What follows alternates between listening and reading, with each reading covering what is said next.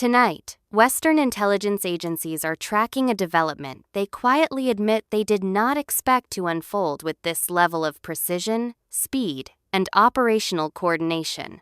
For the first time in months, Russian forces have attempted a broad offensive push, only to find themselves stretched thin, fragmented across multiple sectors, and facing a Ukrainian defense that adapted faster than Moscow anticipated. What was meant to be a show of Russian resurgence has turned into a case study in poor coordination and miscalculated timing.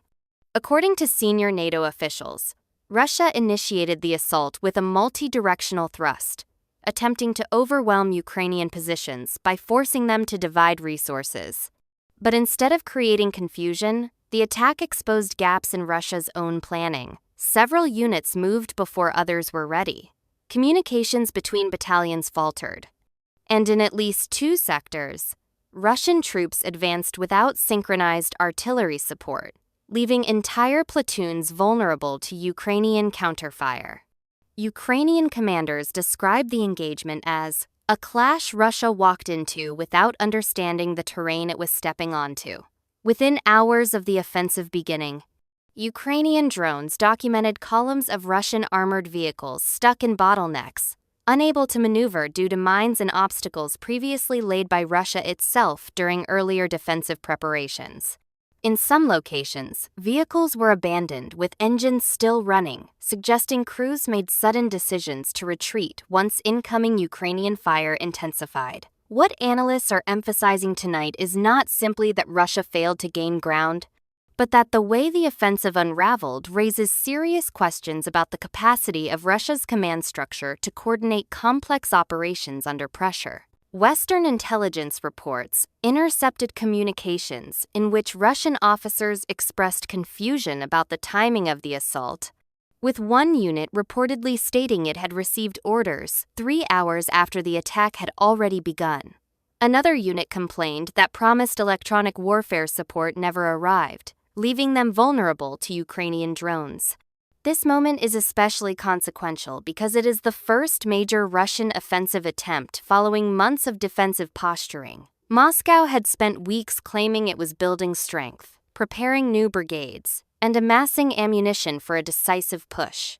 State media framed it as a coming turning point. Yet, tonight, the reality on the battlefield tells a different story. Not only has Russia failed to break Ukrainian lines, in several sectors, they have lost positions they previously held for months. Satellite imagery released this evening shows Ukrainian forces reclaiming sections of a wooded area that Russia captured in early spring. Videos from the ground show Ukrainian soldiers raising their flag on a ridge that Russian commanders insisted was impenetrable. And perhaps most revealing, Ukrainian troops found Russian field plans in abandoned shelters plans outlining coordinated attacks that never actually materialized because supporting units failed to move.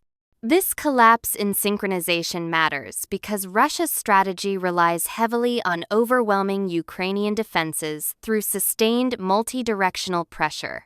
When that pressure breaks unevenly, when one unit advances and the other stalls, the offensive loses coherence. And coherence is the foundation of any large-scale battlefield maneuver. Meanwhile, Ukraine has demonstrated a level of adaptability that is quietly impressing Western analysts. Without broadcasting their intentions, Ukrainian units shifted reinforcement lines within minutes, redeployed artillery based on real-time drone feeds, and opened counter routes that allowed armored vehicles to move into key positions before Russian forces could regroup. According to officers at the front, the Ukrainian response was calm, fast, and devastatingly accurate. Morale plays a role here too. While Russian accounts from soldiers' families describe confusion, lack of clarity, and panic over missing communication, Ukrainian troops are reporting a surge of confidence, recovering even small patches of ground that were held by Russia for extended periods carries symbolic and strategic significance. It signals to Ukrainian forces and to allies abroad that their defense remains capable of disrupting Russian plans. Russian military bloggers, who usually coordinate closely with the Kremlin's messaging, are openly frustrated tonight. Some are accusing the Ministry of Defense of withholding information. Others are blaming local commanders for rushing into an offensive without adequate reconnaissance. A few have posted videos claiming soldiers were sent forward without enough ammunition, describing long gaps between artillery support and frontline movements. Inside Russia, the political implications are mounting. Vladimir Putin cannot easily sell this operation as a success.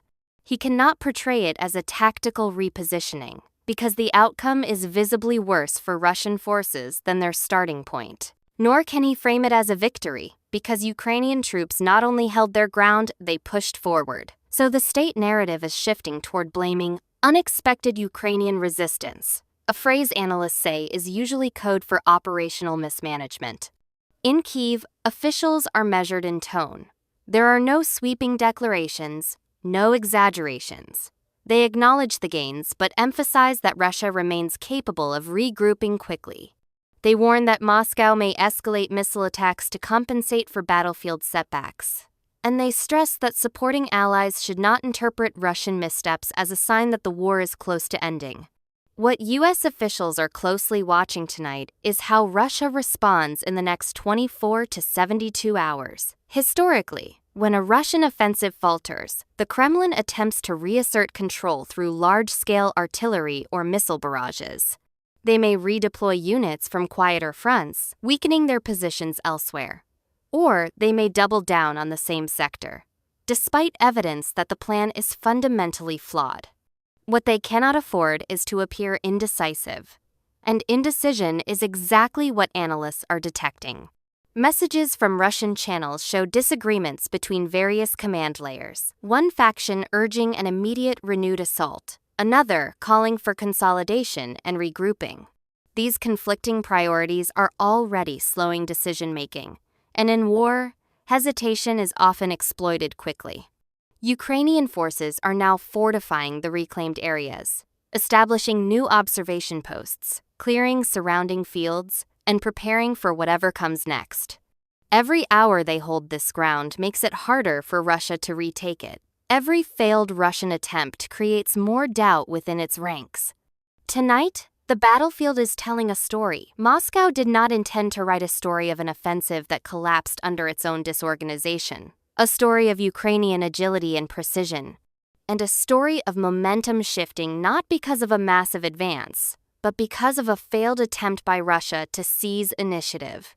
And as the night unfolds, one fact is clear. Ukraine is defending effectively, Russia is stumbling unexpectedly, and the consequences of this failed offensive will echo far beyond the trenches where it fell apart.